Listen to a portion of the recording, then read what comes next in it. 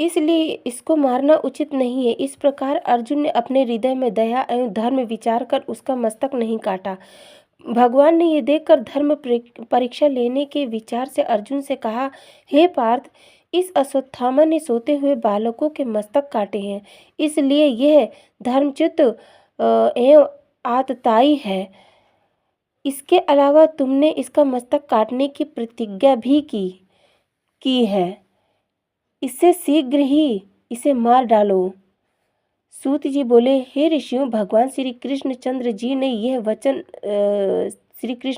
के यह वचन सुनकर अर्जुन ने कहा, हे प्रभु, आपका कहना सत्य है, परंतु ब्राह्मण को मारना अधर्म कहा गया है, अतः मैं इसका संहार न करके इसे द्रौपदी के पास लिए जाता हूँ। वहाँ पर वह जैसा कहेगी वैसा ही किया जाएगा।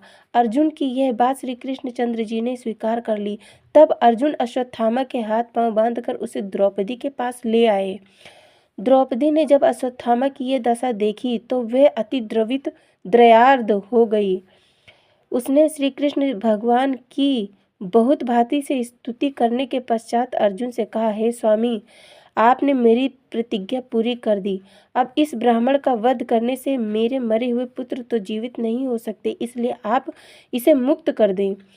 ये अपने कर्मों का फल ईश्वर से स्वयं प्राप्त करेगा। जिस तरह मैं अपने बेटों के लिए दुखी हो रही हूँ, उसी तरह इसकी मृत्यु होने पर इसकी माता कृपी भी दुख को प्राप्त करेंगी।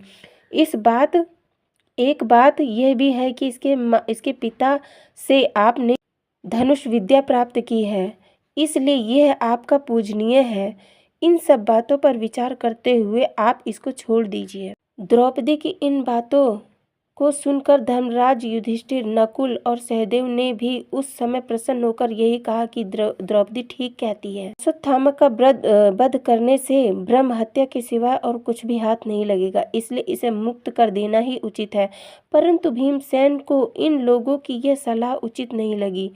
तब वे अपनी गदा को भूमि पर पटकते हुए अर्जुन से कहने लगे, हे भ्राता, तुमने अश्वत्थामा का शीश काटने का प्रण किया था, अतः तुम्हें झूठा प्रण करना उचित नहीं। तुम जो ये कह रहे हो कि इसका वध करने से ब्रह्म हत्या का पाप लगेगा, इसके विषय में मेरा ये कथन है कि सोते